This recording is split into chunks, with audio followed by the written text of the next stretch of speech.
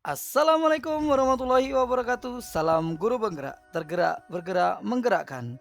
Salam bahagia untuk kita semua. Perkenalkan saya Erwan Prasetyo Utomo, calon guru penggerak Angkatan 8 Provinsi Nusa Tenggara Barat. Pada kesempatan kali ini saya akan menyampaikan koneksi antar materi modul 2.3 Kucing untuk supervisi akademik. Apa itu kucing dan supervisi akademik? Kucing sendiri adalah sebuah proses kolaborasi yang berfokus pada solusi, berorientasi pada hasil, dan sistematis untuk memaksimalkan potensi kuci maupun coach sehingga terbentuk hubungan kemitraan antara coach dan kuci. Supervisi akademik merupakan upaya untuk membantu guru dalam mengembangkan kemampuannya untuk mencapai tujuan pembelajaran. Berikutnya, bagaimana keterkaitannya proses kucing dengan pembelajaran berdiferensiasi dan kompetensi sosial emosional. Keterkaitannya dengan pembelajaran berdiferensiasi yaitu dalam proses pembelajaran, paradigma dan prinsip kucing dapat diterapkan dalam memilah dan melakukan pendekatan pembelajaran yang sesuai dengan kodrat atau kebutuhan belajar murid, terutama dalam menerapkan mendengarkan dengan prinsip rasa di setiap permasalahan yang dialami murid dalam menemukan jawaban. Berikutnya keterkaitannya dengan kompetensi sosial emosional. KSE sendiri memiliki 5 pokok, yaitu kesadaran diri, manajemen diri, kesadaran sosial, kemampuan berelasi, dan pengambilan keputusan yang bertanggung jawab. Dari kelima kompetensi tersebut tentunya akan menjadi pondasi seorang coach dalam membantu kucinya selama proses coaching.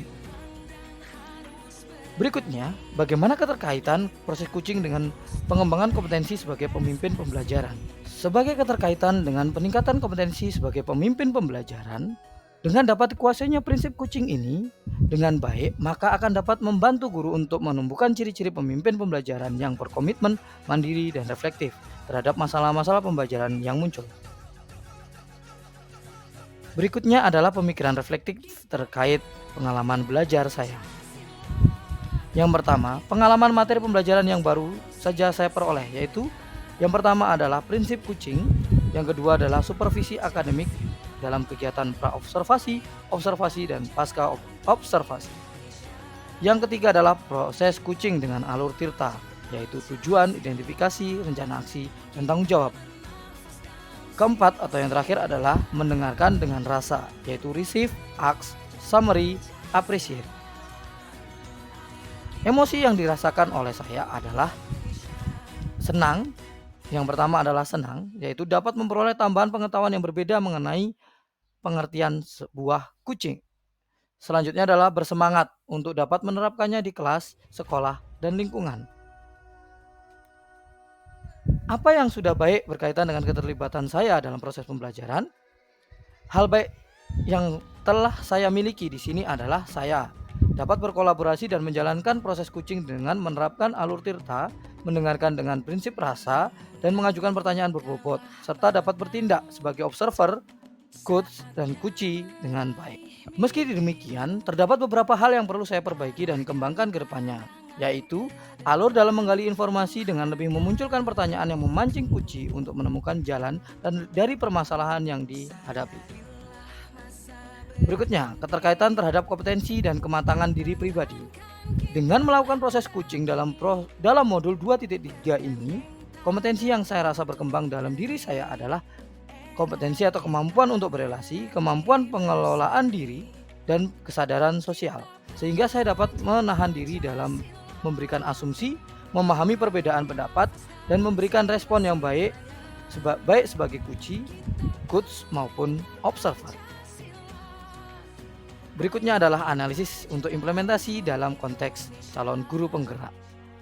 Bagaimanakah peran, prinsip, dan paradigma kucing dalam penerapannya pada supervisi akademik? Penerapan prinsip dan paradigma kucing dalam supervisi akademik dapat meningkatkan efektivitas supervisi akademik itu sendiri. Berikut adalah beberapa peran, prinsip, dan paradigma kucing dalam penerapannya pada supervisi akademik. Yang pertama adalah meningkatkan motivasi guru untuk mengembangkan diri. Supervisi akademik yang berfokus pada pengembangan kompetensi guru akan meningkatkan motivasi guru untuk mengembangkan diri. Yang kedua adalah meningkatkan kualitas pembelajaran. Supervisi akademik yang mendorong guru untuk melakukan refleksi diri akan meningkatkan kualitas pembelajaran itu sendiri. Yang ketiga, menciptakan lingkungan kerja yang positif. Dengan supervisi akademik yang dilakukan secara kolaboratif, tentunya akan menciptakan lingkungan kerja yang positif pula. Berikutnya adalah mengolah materi yang dipelajari dengan pemikiran pribadi sehingga tergali wawasan atau insight baru. Menurut saya, coaching untuk supervisi akademik merupakan pendekatan yang berpusat pada Kuci. Dalam coaching, Kuci berperan sebagai individu yang memiliki potensi untuk dikembangkan. Coach memfasilitasi Kuci untuk menemukan solusi atas permasalahan yang dihadapinya dengan cara menggali potensi dan kekuatan yang dimiliki oleh Kuci tersebut. Kedua, proses coaching bersifat kolaboratif, sehingga coach dan Kuci bekerja sama untuk mencapai tujuan yang ditetapkan. Coach tidak memberikan solusi, tetapi membantu Kuci untuk menemukan solusi itu sendiri. Selain itu, proses coaching berfokus pada solusi, sehingga coach membantu Kuci untuk fokus pada solusi atas permasalahan yang dihadapinya, bukan lagi pada masalah itu sendiri. Sebagaimana hasil yang diinginkan adalah coach dapat membantu Kuci untuk mencapai tujuan yang telah ditetapkan. Oleh karena itu, coaching ini untuk supervisi akademik ini dapat dilakukan kepada guru, rekan sejawat, ataupun murid untuk memaksimalkan potensi yang telah dimiliki. Berikutnya, tantangan yang sesuai dengan konteks asal CGP, baik tingkat sekolah maupun daerah. Adapun tantangan yang saya alami dalam proses penerapan prinsip coaching ini adalah yang pertama, perbedaan persepsi mengenai pelaksanaan supervisi akademik dengan menerapkan prinsip coaching di lingkungan sekolah, terutama untuk guru yang lebih senior. Berikutnya, pemikiran yang menganggap supervisi adalah kegiatan yang berat atau sebaliknya tidak penting sama sekali karena supervisi dijadikan sebagai proses penilaian kinerja sehingga memunculkan judgement yang mengakibatkan guru berpusat pada nilai, bukan pada perbaikan kompetensi dalam proses pembelajaran. Alternatif solusi terhadap tantangan yang diidentifikasi. Adapun beberapa alternatif solusi yang dapat saya tawarkan di sini adalah yang pertama, membangun komunikasi yang baik dengan kepala sekolah untuk dapat membuat workshop dengan tema coaching untuk supervisi akademik. Dengan dilanjutkan berikutnya adalah program diskusi mingguan sehingga penularan pengetahuan ini akan terus menerus dan dapat dievaluasi. Berikutnya yang kedua adalah melakukan perubahan pemikiran atau mindset untuk merubah tujuan utama supervisi akademik itu sendiri dari penilaian kinerja menjadi sebuah proses peningkatan kompetensi yang dimiliki oleh guru. Berikutnya, bagaimanakah kaitannya dengan materi ini dengan modul-modul yang lain sebelumnya? Tentunya kaitannya sangat banyak. Yang pertama dengan filosofi Ki Hajar Dewantara. Filosofi Ki Hajar Dewantara menekankan pentingnya pendidikan yang menuntun murid menuju kodrat terbaiknya. Hal ini sejalan dengan coaching untuk supervisi akademik yang berorientasi pada hasil. Coach membantu guru untuk mencapai tujuan yang telah ditetapkan, yaitu meningkatkan kompetensi guru sebagai pemimpin pembelajaran. Dengan coaching, guru dapat menjadi pendidik yang lebih baik dan mampu memberikan pembelajaran yang berkualitas pada murid.